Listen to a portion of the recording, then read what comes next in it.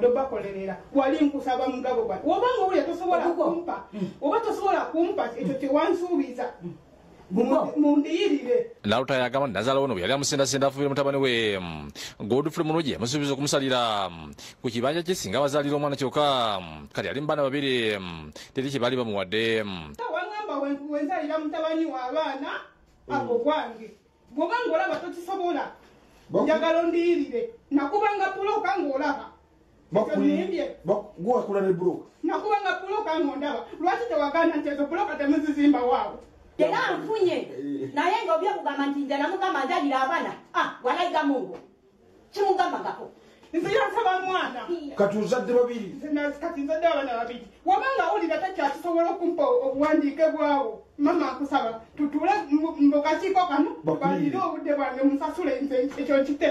Kyokka Nazala alumiriza mukamwana obukambwe nti yali ayagala kutematema bbe ekyamuddusa awaka. ono gwolaba ono mutemu yali ayagala kutaanaani Geoffrey lwakubanga yalina amaanyi ge temwamulaba ate kati kiki onamutemu kati ogeranyako mutemu.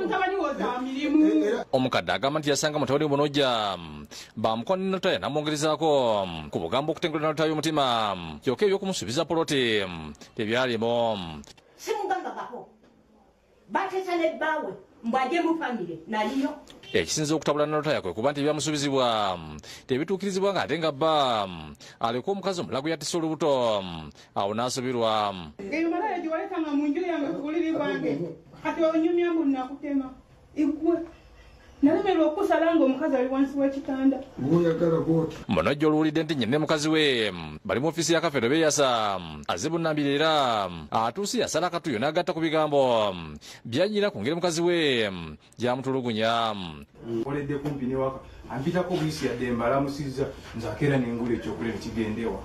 Kati ekyo nayo tukitereezeza mukulu Munoja gwe nannyini baana bali obanga abaana babo enkya maama twagala amanya bafunye amaki. Nazala ayagala abaana be Nalutaya batwalibwe okubiriwe era najjukiza Nalutaya nti ye musiraamu nga bba ne bwaba bali yafunyisiza olubuto tekisaanye kumuyigula ttama. Nakugamba eddiini giteekemu ki ekitiibwa nenkugamba tataalima babanga ayagala mukazi omulala ng'oli musiraamu omusiraamu bagamba omusajja awasa abakazi aba kisinzirira mu busobozi bwe kati lwaki tokkiriza abo abaana twandimutute ku musaayi lwa nsonga lwaki agaana Geoffrey kujja wange n'abaana abaana si ba Geoffrey. Olina omwana wo n'agenda ewa Nazala namuvuma kisiraani gusiru biki Kafeero wadde Nalutaya amagezi nti mu byonna byabanja asookawe omukadde ekitibwa n'amugumya ati mu maka ga Munoja mwali tewali ayinza gamugyako. Nange sikkiriza muntu kutyoboola nnyina wadde okumusongamu wadde okumwogerera ekigambo ekibi maama. Bayibuli era otasonyiwa tolikola ki tolisonyiwa naye ate mu kunyiiga okwo abazzukulu bano baleme okugenda n'ekikolibwa. Alagidde Munoja atandika okulabirira amaka ge aleme kwesulikira ludda lw'omugole. Kiki ennyo onoonyako ki ntondo. Sawulo ow'okulira yakusakidde eggulu enkulu Kwedi TV. N'akunyiza. Kale bibadde kayunga ate bwe tweyongerayo abooluganda lw'omusomesa owa Seeta High School Mbalala Campus Ivan Oloya eyattibwa mu kiro ekyakesezza olunaku olw'omukaaga baagala bwenkanya ku bantu abenyigidde mu bikolwa bino. Okwogera bino babadde mu kusabira omwoyo gw'omugenzi emukono. Omubiri gwa Ivan Oloya abadde omusomesa ku Seeta High School Mbalala Campus yattiddwa mu kiro ekyakesezza olw'omukaaga ng'otuusiddwa ku Kereziya St Paul emukono wakati mu maziga okuva mu Benganda abayizi abasomesa Ndendamwadu Abemase ng'ono omusomesa ku Kwedi High School okusaba kulemeddwamu akulira ebiddiini mu masomero ga Seeta High School Reverend Father Peter Ntege ono atendezza omugenzi gabadde omusajja akola emirimu gya Mukama obuteebalirira omumalirivu n'okwagala omulimu gwe kubanga yabadde mu ku basomesa ba history abasinga obulungi mu ggwanga.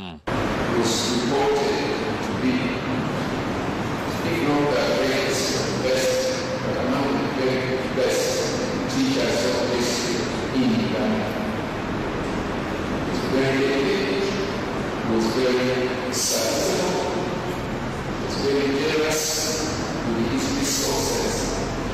abayizi wakati maziga batendeza omugenzi olw'ekitone ky'okusomesa nga baagazisa essomero ly'ebyafaayo nga boogedde kaseera akasembi bwe yasoose okulaba firimu y'ebyafaayo nga ku ssomero lyavuddeyo kikeerezi.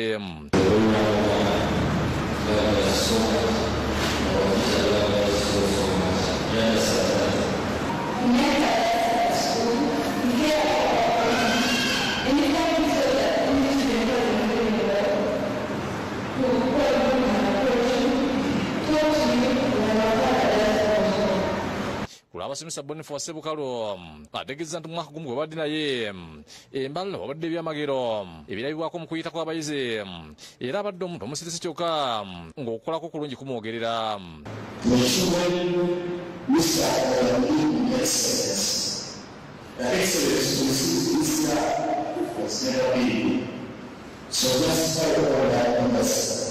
ate abenju y'omugenzi okubadde muganda we Taita Sodom Lina Mwandu Masi yaba bategeezezza ng'olwo yabadde mpagirwaga mu famire.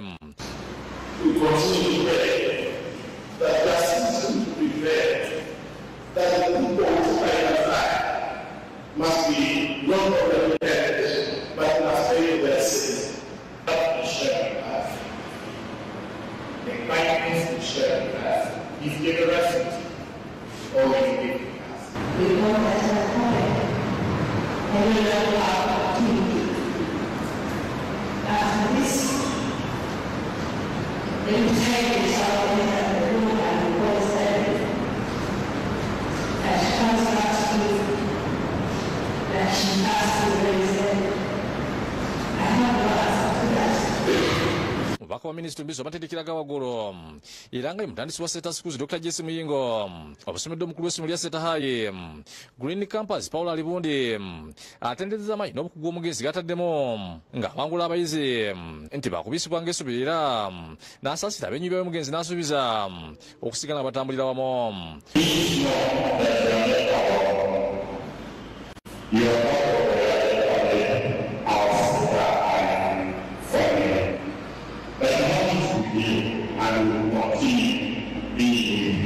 Omugenzi yafiidde ku myaka 3 ng'alese omwana omulala wakuziikwa ku Lwokutaano ekitugomo. David Musikalyankolo yakusakidde egguliro ku Bwabukedde TV. Kitalo ddala ate minisita w'ebyenjigiriza n'emizannyo Janet Museveni akubiriza amatendekero aga waggulu okwettanira okukozesa enkola ya tekinologiya eya artificial intelligence mu kusomesa abayizi kuba teri ngeri yonna enkola eno gyesobola okwewalibwa. Okwogera bino abadde aggulawo Tabamiruka ow'amatendekero aga waggulu ow'omulundi ogw'omukaaga e Mbarara. Minisita w'ebyenjigiriza n'ebyemizannyo Janet Museveni akutidde ab'ekitongole ky'ebyenjigiriza mu matendekero aga waggulu okwettanira tekinologiya ow'ekikugu amanyiddwa nga artificial intelligence obufunze AI. First Lady agambye nti basaanye kusomesa tekinologiya ono yekka naye bafuba okulaba nga n'abaana bamuyiga. Abudde nti amatendekero gasaanye okutwala obudde okumanya amateeka agafuga tekinologiya ono. Mukyala Museveni okwogera bino abadde aggulawo Tabamiruka ow'omulundi ogw'omukaaga ow'amatendekero aga waggulu ku Hotel Triangle mu kibuga ky'e Mbarara.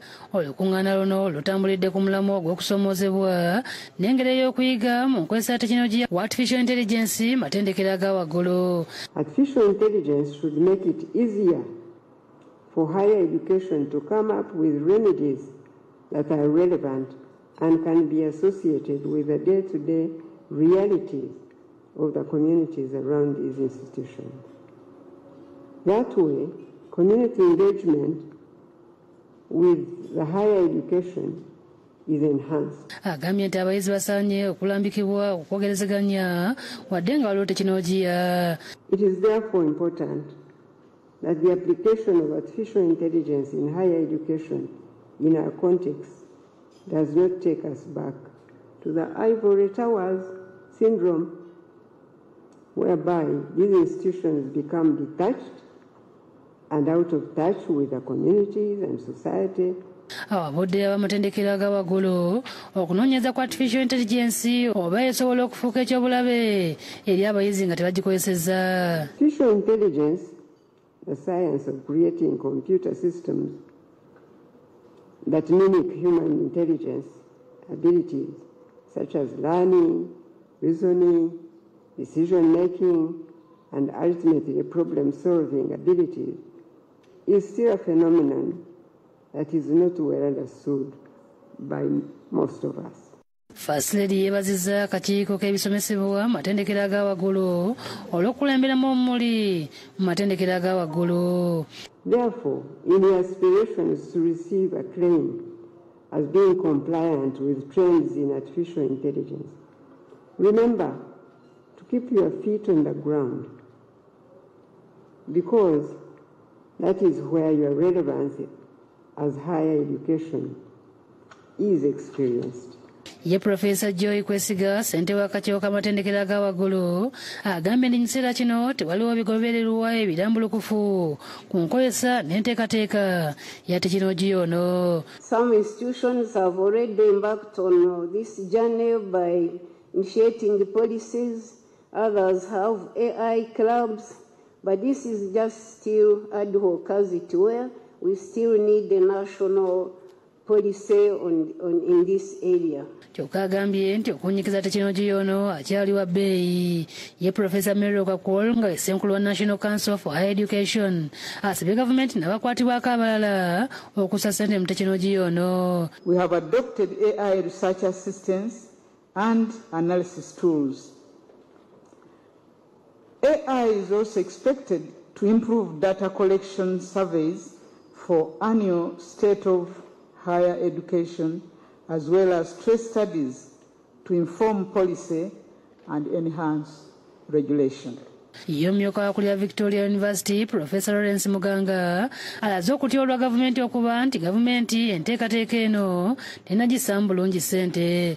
Ladies and gentlemen, there is a reason why, for the first time in history,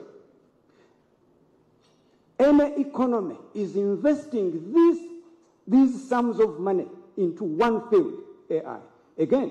Ategeeza nga abantu batasaanye obutata tekinologiya ono. Ali Waswa yakusakidde eggulu eno ku Lwabukedde TV. Ate eyo nga tuvuddeyo bo bannakibiina ekya NUP basisinkanya ab'akakiiko ak'ebyokulonda babannyonnyole ekikeereyezo okuteeka erinnya ly'omuntu waabwe Erias Luyimbazi Nalukoola mu kyapa ky'eggwanga kiyite Gazette asobole okulayizibwa ng'omubaka omujjuvu owa Kawempe North, kyokka we buwungeredde nga Nalukoola amaze okuteekebwa mu kyapa. Munnakibiina ky'NUP Erias Luyimbazi Nalukoola yalangirirwa akakiiko ebyokulonda mu kujjuza ekifo kya Kawempe North ng'alina ssaabawandiisi wa NUP David Luis Lubongoya ne munnamateeka w'ekibiina David Musi bagenze ku kitebe ky'akakiiko ebyokulonda babannyonnyole lwaki akakiiko tekannamussa mu kiwandiiko ky'eggwanga ekitongole ekya Gazette asobole okulayizibwa mu Paalamenti. Olutuuse ne beevumba akafumo n'abakulu okuva mu kakiiko ebyokulonda kulongudde essaawa 2 nnamba nga tekakkiriziddwa mu bannamawulire nga bavuddeyo. Lubongoya yagambye nti baagadde akakiiko kabannyonnyole lwaki Nalukoola yawangula akalulu k'e Kawempe North n'okutuusa olwaleero tannassibwa mu gazeeti. Nga bwe muze mulaba ba elections endala bwe zigwa batera nnyo okutwala obudde butono nnyo okugazeetinga oba okuteeka wano abantu mu kyapa ky'eggwanga. Kakati tubadde tuzze wano okukakasa ekituufu. Agamba nti akakiiko kabategeeza nti baamaze dda okuweereza aba Uganda Printing and Publishing Corporation ebikwata ku Nalukoola babifulumye. Ensonga eno bagitwale ng'enkulu ennyo kubanga ebintu ebireetera bannayuganda okulowooza nti akakiiko tekeetengeredde. Lubongoya era alaze okunyolwa olw'abantu baabwe abaali bakuuma akalulu ka Nalukoola abaakwatibwa abakuumaddembe nga n'okutuusa kati bali ku poliisi. Waliwo abamu be bakutte ne batandika obagamba nti muswalinge affidavits oba mukole ebirayiro ebiraga nti mwe mwabakola emivuyo mwabakola kino ne kino abamu baganye era bakyali ku zipoliisi ez'enjawulo. Naye ekyewuunyisa mukimanyi bannayuganda bonna baalaba baleeta emivuyo abajja ati bano abasajja baali batambulira n'obukokolo aba baleeta abantu abakuba abantu abasamba ebokisi n'ebirala n'ebirala tetunawulirayo n'omu gwe bakwata. kubuuza ebyo. Ye Nalukola agambye nti abantu b'e Kawempe bazze bamutuukirira abannyonnyola lwaki tannabakulayira ng'omubaka waabwe ate nga bamulonda naye kwe kusalawo n'ajja akakiiko ebyokulonda kamunnyonnyole. Abantu b'e Kawempe North baalonda ne bamala era gwe baalonda yono kamwa koogera naye babuuza gwe twalonda lwaki talayira.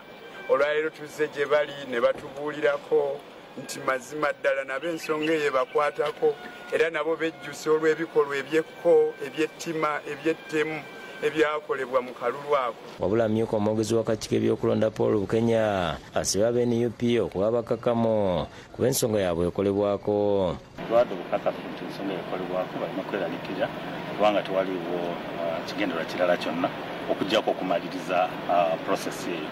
Webuzibidde ng'ebiraga nti Nalukola yawangula akalulu ka Kawempe North bifulumiziddwa akakiiko ebyokulonda mu kyapa kya gavumenti nga ssentebe w'akakiiko ebyokulonda omulamuzi Simon Byabakama ataddeko omukono. Kyokka Nalukola bw'atuukiridde ku kyekiwandiiko ekifulumiziddwa nti ateekeddwa mu kyapa kya gavumenti alambuludde bw'ati.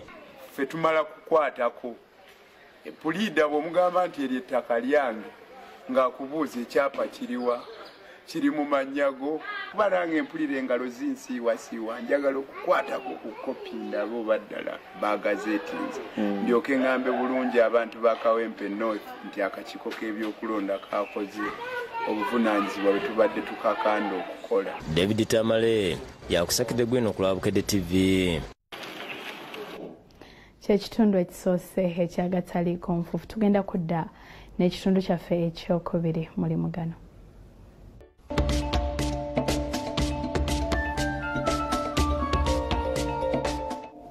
Kale njagala okukulisayo mu kuwummula kwokwo n'okwebaza olw'okuba ntukyatambula ffenna kitundu kyagataliiko nfuufu era nga kino tukiguddewo n'abatuuze abali ku muyiggo ogwa munnaabwe ng'ono yatwalibwa amazzi g'omwala mu bitundu eby'ennateete ono yagwamu ennaku 2 eziyise kyokka enkuba eyatonye mu kiro ekikeeseza olunaku olwaleero n'esajjula embeera. Abatuuze b'omu Central Byenateete basatira lwamutuuze munnaabwe Sempala Abdu eyagwa mu mazzi ennaku 2 naye ng'omulambo tegunnalabika.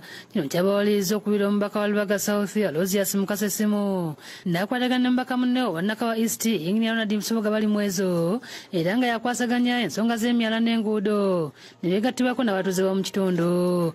Yamugobera okuva wali paka wano kati atandika okugenda paka wano ali eri mu asa n'abatuuze bonna tukyanoonya omulambo ogwabulira mu mwala muno ogwa Nalukolongo Channel. Bapangisiza greda okusobola okunoonya omugenzi n'okutuusa kati tannalabika. Abatuuze bakasiza nti Sempala yagwa mu mazzi ng'abuuka akatindo ne bagezaako okumusika naye olw'amazzi agaali amangi ne gabasinza amaanyi. Atinayayaana nnyo okumuyamba naye nga takola kati amazzi najjanga akuba emikono mubaka wano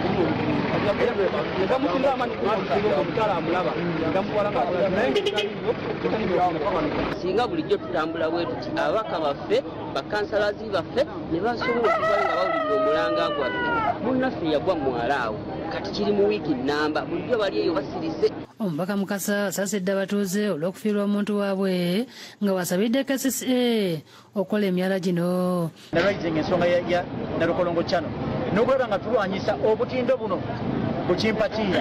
KCCA esobole okulaba ng'ezimba entindo ezibeera nti zitibwako omuntu naddala emisana n'ekiro. Jona ali mu bulumi bw'amaanyi naye bw'atulabako nga tuvuddeyo n'alaba ku mubaka wa palamenti n'alaba ku deputy mayor we n'alaba ku batuuze nga bamuyamba addamu ku maanyi. N'abatuuze b'Ewakaliga Nateete Nalukolongo enkuba yabalese tebalinayo begikaluba. Enkuba eno yabadde mu Kibuyaga yatiikudde obuzoolya ku mayumba ate nga Mukoka yabooze emyala ne bayingira mu mayumba gaabwe. Abakoseddwa bagambye nti boolekedde akaseera akazibu. Bwe kimuli kimu kyafudde. Enkuba yatandise ng'esaaga twagenza okulaba nga amazzi gatuyingirira tuzze ku waggulu ku bitanda wa ebintu byo teyasigaza emifaliso bikopo biki buli kimu kyagenze muko kajjudde mu nnyumba amabaati gabikusengera wolabe mbulu. Abakulembeze okubadde ssentebe wa Nalukolongo Haji Ali Kasozi basaasidde abatuuze olwe bayitamu wabula n'abakubiriza obutebe bakasasira mu myala ng'oluusi agiviirako okuzibikira. Esisejja n'emunoni naye tetumwiwa mu mwala tufuneko etumuteeka mu bikutiya bajje bamukime bamunone. Basinziddewo ne basaba ekikwatako naddala kampuni eziyola kasasiro okugenda bamuyole balimu okulumbibwa endwadde eziba ku mazzi aganjala. Bakolawo amazzi gabadde mangi kati ate enkuba neeyongezako bwongereza naye embeera yabadde mbi nnyo n'essaawa za kakano abantu abamashashana amazzi nga bwe mulabye. Ku nkuba eky'okuggyako amasannyalaze omwogezi w'ekitongole eky'amasannyalaze ekya Omeme Peter Kawuju agumizza bannayuganda nti bakola buli ekisoboka okulaba ng'embeera edda mu nteeko. Eggulo twafunye enkuba nga yakibuyaga mwabadde mu kibuyaga mungi mu bitundu ebyenjawulo so ebitundu ebimu amasannyalaze ne gavaako naye era bwe gavuddeko twakozeeko bye twasobodde okuzzaako ekyekiro naye n'olwaleero era tusibye tukola okuzzaako abamu okuzzaamu emiti egiba gyagudde. Ategeeza nti kituufu ekizikiza kyabuutikidde ebitundu by'eggwanga ebisinga kyokka zigenza okuwera ssaawa 8 ez'emisana nga amasannyalaze gazzeeko.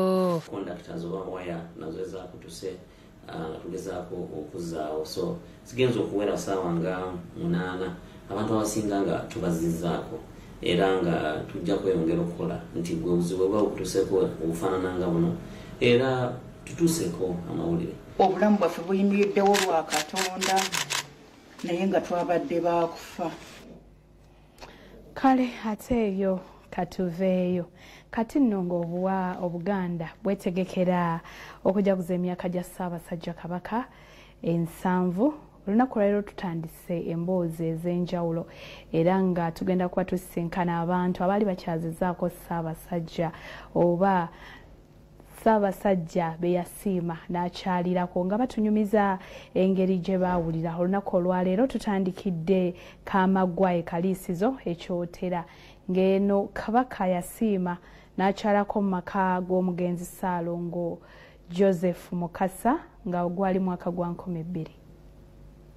Tokokolesa Kabaka waffe kulika kumazaalibwa go abayimbi tusaakanye Katonda sebo okuume muwenda taata waffe awangaala emyaka kafukunya. Dr. Haman Kigoye Mukasa byansinga ye musika w'omugenzi Ssaalongo Joseph Mukasa era amanyiddwa nga Mapola anyumisa nnyo bye baafuna Kabaka asimye okubakyalirako mu mwaka gwa 2000. Ono agambye ekitabo yabayita n'abakunga okubawonga abaana be n'abafamire abalala okumaliriza ku Ssaabasajja Kabaka era asimye okukyala mu maka gano kubanga baali balunze amaka gano nga Ssaabasajja ajja kulyawo ekyemisana ng'alambula omuluka guno ogw'Erwankoni. Ategeeza nti wadde bamala ebbanga beetegeka okwaniza Kabaka kyokka ekiro ekyakeesa enkeera lwajja omu ku baana be Ssaalongo Peter Ssenyumu yafa ng'enkeera Kabaka lwajja. Nze atugamba nedda kino ekintu ekya Ssaabasajja omukisa gwe tufunye okujja okukyala wano tetujja gusazaamu olw'okuba ekyo. Okufa kintu kimanyiddwa kibaawo kiri mu bulamu bw'ensi eno. Naye kino kitabo yakibuusa amaaso olw'okwagala Kabaka nga tayinza kuyimiriza ssanyu lyakukyaza Kabaka kuba n'omubiri gw'omugenzi gwali gukyali mu maka ku kyalo ekiddako eky'Ematale. Oli gye yafiiridde walako na wano mayiro nga 3 okuva wano obulamu bujja kusigala bugende mu maaso n'okusanyuka kugende mu maaso n'ebyeri tubikwasaganya oluvannyuma ng'Omutanda amaze okukyala. N'oluguudo lwonna Muzeeyi yaluteekako abasimba ebitooke okuviira ddala ekaliisizo okujja okutuukira ddala mu maka wano wonna nga wasimba ebitooke. Dr. Kigoye agamba nti empologoma yatuuka ku ssaawa 6 ez'emisana wakati munnamungi w'abantu n'essanyu eryaliwo etanayingira mu nnyumba n'abantu abatudula bakkirizibwa era yafuna omukisa nti y'omu ku baali munda ne beene era amunyumiikirizanga. Nga oggyeko taata ne maama nange n'abantu abalala be yajja nabo twali bunyo bajjawo abantu abasinga obungi baali waliwo bweru. Ategeeza nti Kabaka yasiima n'atula ku dayiningi n'alya emmere maka gano ng'aliwamu n'abo mu maka batonotono ne Katikkiro mu biseera ebyo. Joseph Mulanya Mulise mwogerere. Kabaka yatuula wano. Ategeeza nti olw'okufuna ekyemisana Kabaka yasiima n'ayogerako n'abantu abalwa era oluvannyuma yeeyongerayo okulamula ebitundu ebirala. Era yayimirira wano wonna waaliwo abantu wano wonna n'ayogera eri abantu abaali batudde wano. Agamba nti benyuliza nnyo mu Bwakabaka okuva edda era ajjukira kitaawe yeetabanga mu bintu bingi ebiyamba Obwakabaka. Dr. Kikwe agamba nti yeetase emirambo Kabaka era afuna omukisa gw'atamanyi nti guliddawo kuba yaweebwa omukisa okumunyumiikiriza. Lyali ssanyu jjereere nnyo nnyo nnyo nnyo nnyo olunaku olwo nnyo nnyo nnyo nnyo nnyo kubanga nze ku lwange nali simukwatangako mu ngalo nga mulabira eri mulabira wala. Naye kwolwo nasooka omukwatako mu ngalo n'okumusembera nze ge baakwasa okufaanana ng'anyumiikiriza omuntu omukulu. Dr. Kigwe yeebaziza Katonda olw'okuuma Kabaka nga teyavuze emyaka 7 n'asaba amwongere obulamu. Baza Mukama Katonda atuwangaaliza Kabaka waffe era tumusaba amwongere obulamu obulungi n'amaanyi. Abavubuka twozaayoza Ssaabasajja okuweza emyaka 7. Ekyo kitiibwa kya Mukama. Agambye nti mukuyiru okwagala Kabaka yasalawo n'okuzimba ennyumba y'obutaka bw'ekika ekyo ekinyoma ekyasa mu Buddu yekka era nga Ssaabasajja Kabaka yasiima n'agigula mu kiseera bwe yatongoleza kaweefube w'okulambula obutaka bw'ebika. Seewaana bwewaanyi naye nga nkyenyumirizaamu nze nazimba ennyumba y'ekika omuntu omu nenyikwasa ekika. Abamukwatuzi b'eka amagwa abakulembeddwa mu ssentebe w'ekyalo Dennis Tamale nabo essanyu eryaliwo ku olwo lye bajjukira balinyumya balidingana.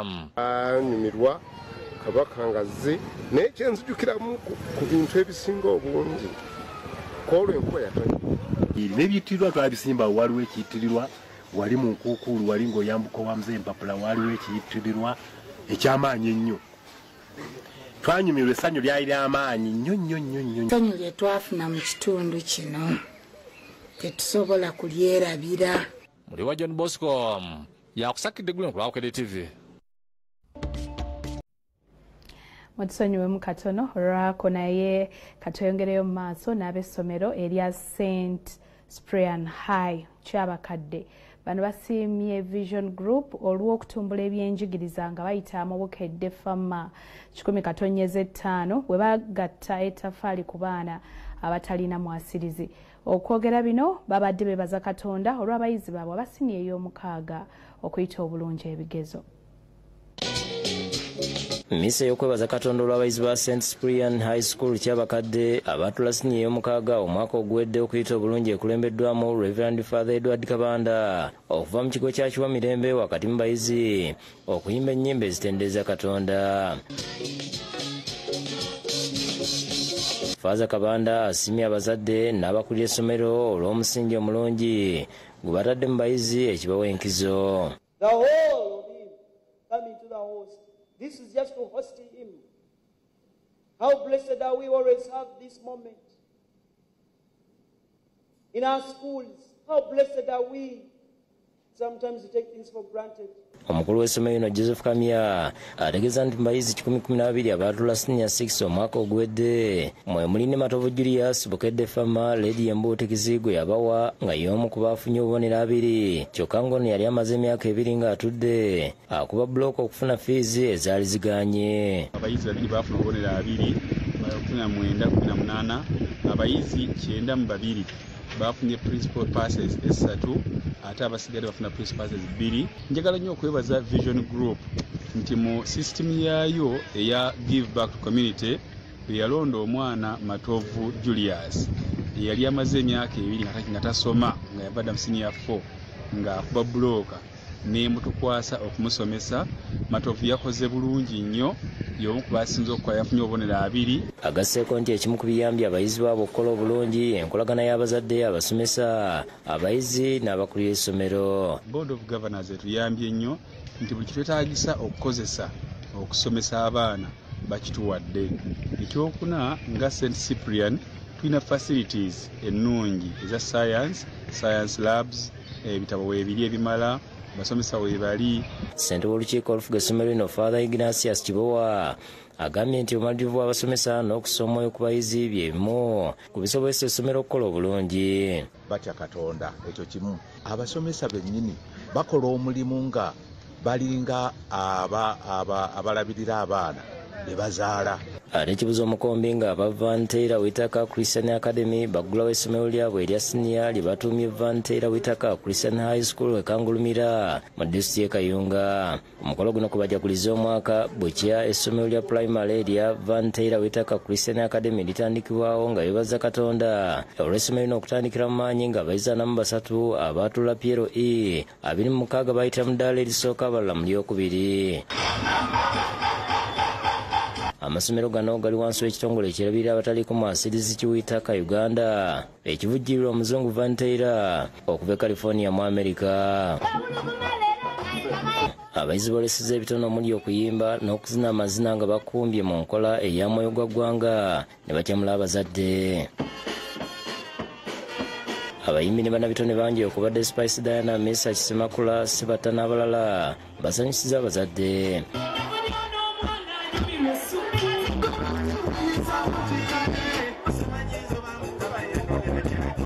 Omukulu w'essomero lya Vanteera Christian Academy Paul Nviiri asiimye Director olw'okugaziya essomero nga bagula ettaka n'okuzimba ebizimbe ekikomera n'okugoba enfuufu. Badde nsaba tukubireko Director mu ngalo olwa main hall eyo ebisooto ife wano twabigoba era ndoza okubona tukubira Director mu ngalo olwa gate n'ifensi bana. Meya wa Kangulumira Town Council Robert Kigundu asabye abasomesa abazadde ne bannannyini ssomero okukolera awamu okutwala essomero mu maaso. Abasomesa tukwatire wamu, abazadde tukole omulimu gwaffe. Director w'essomero Matthew Bazanya agambye nti essomero litambulira mu kutya Katonda n'asiima abantu obuwagizi babawadde. Twagala okuyambako oyo omwana atalina mwasirize era okuyambako n'abo abaana abava mu famire ezezifuna empola. Vanteera omuvujjirizi w'essomero agambye nti baluubiridde okuteekawo amasomero agawa abayizi ebyenjigiriza ebijjudde ate kusala ebisoboka abazadde.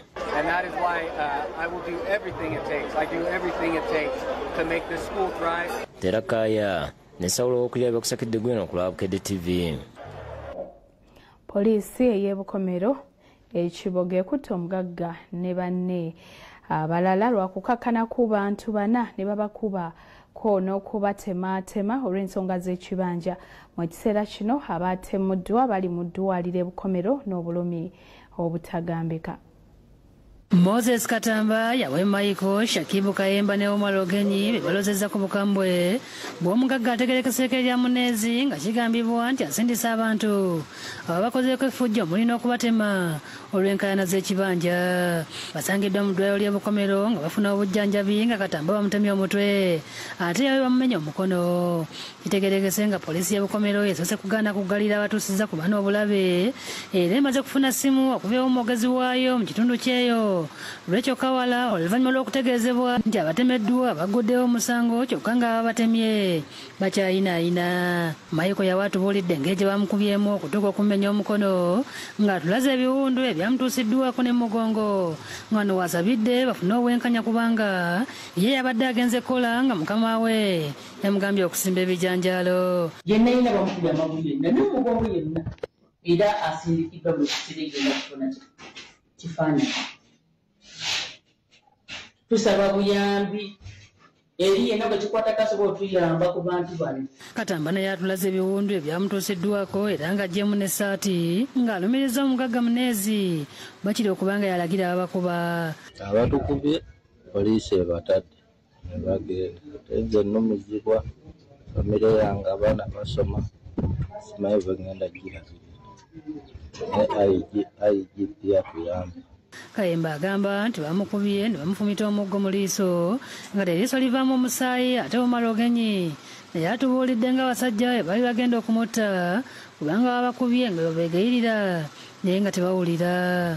naye tusaba batuyambe abantu bonna ekikwatako batuyambire ddala kubanze banfumisa mugu mu liiso linuma naye nga tusaba betukwata kuba tetufunye bwenkanya fe bakubye ate fe baleetedde ne ku mpingu. Balumiriza ssente w'ekyalo Kibanga Said Serwadda, omuwandiisi Richard Yigiro n'omulala Tegereka Seekerya Kyoyita.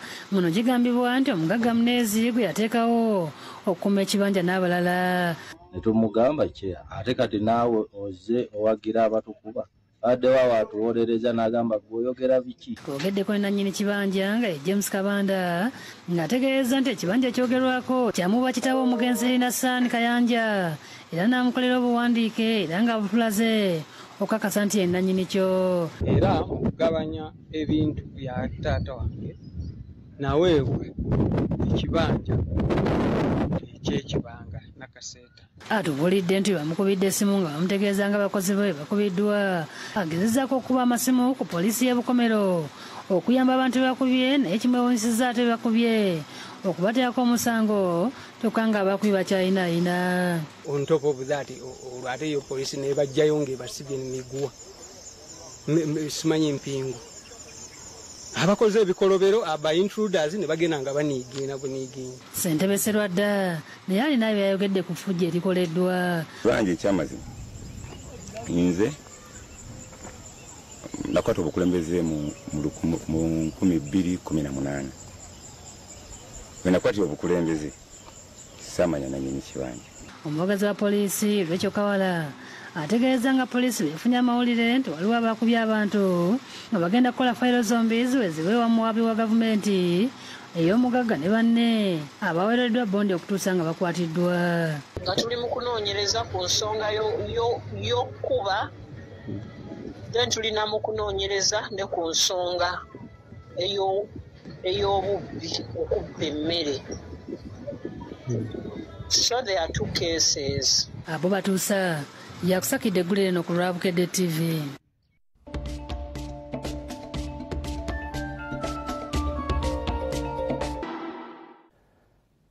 Lubulwa Lorian n'ekitu kyaffe ky'emizannyo agataliko nfufu wano ku Bukedde TV1.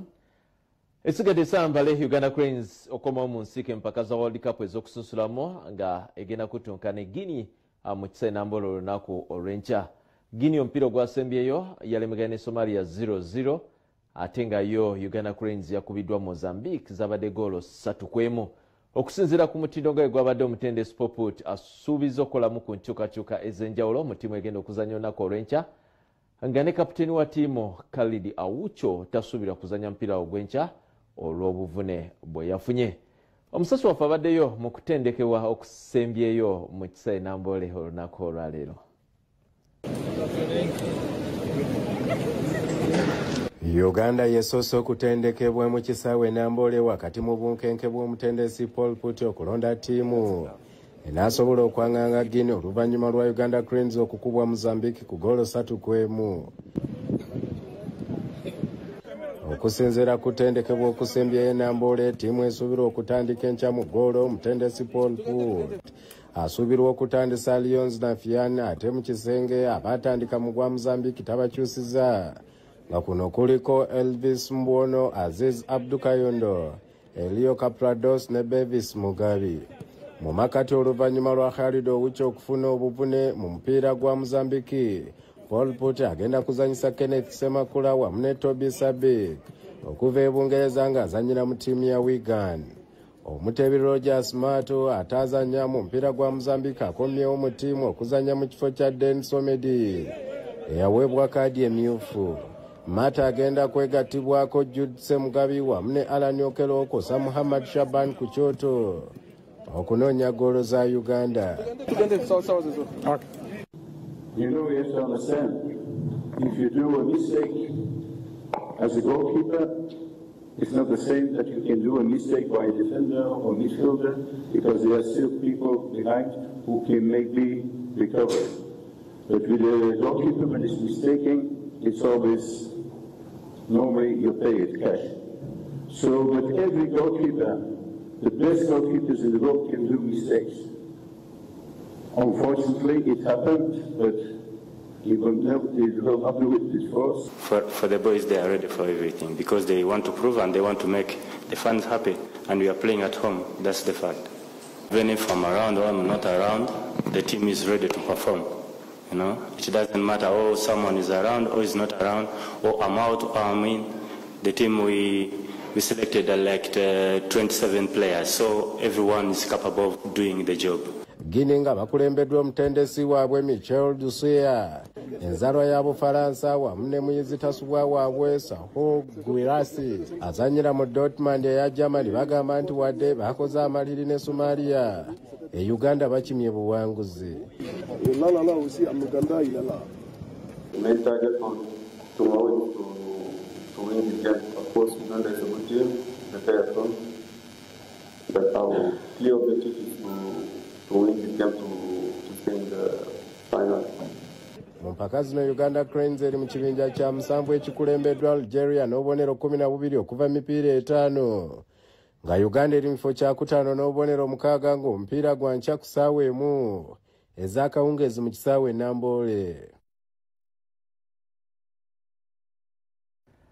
Ate nga tugenzeko mu mpaka za University Football League, omupiira ogubadde wakati wa Bugema University ne Mutesa One Royal University nga gulagiddwa live ku Bukedde TV2 Waluwo TV nga tubadde ne live streaming ku app yaffe ya Vaide.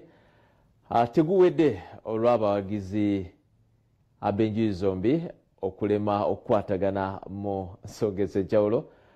Aba Bugema babadde baagala omupiira gugweko naye nga baba Mutesa One Royal University bagamba nti si bamativu n'obukuumi obaddewo era bwe batyo abazanyi baabwe ne bafuluma ekisaawe ng'omupiira tegunaba kubanga gukomekkerezebwa ate nga ebyo byonna bigenza okutuukawo ng'omupiira gubadde gukyali 0-0. Oluzannyo olwasoose olwa kwota final e Masaka lwagwa ku goal 1-1, kitegeeza singa gubadde guwedde 0-0 olunaku olwaleero Bugema University ebadde eyitawo okwesoga semi-final ku away goals rule oba goal gye yateeba ku bugenyi n'abamutesa One University tebaganyiza omupiira guno ogenda maaso n'okubanga gugwa. Katulinde akakiiko akategesi kikajja okubanga kasalawo ku mupiira guno ogutawedde ogwa Bugema University ne Mutesa One Royal University. Empaka za University Football League ziddamu olunaku olw'enkya nga Uganda Matters University egenda kuba ekyaziza Nkumba University enkozi. Oluzannyo lwasoose olwabadde Nkumba Bugema ya Uganda Matters University yaluwangudde ku goozi abadde 2-1. Kitegeeza olunaku olw'enkya bannyinimu aba Uganda Matters University beetaaga maliri gokka okwesoga semi-final empaka za University Football League. Gujja kubeera live ku Bukedde TV2 Waluwo TV.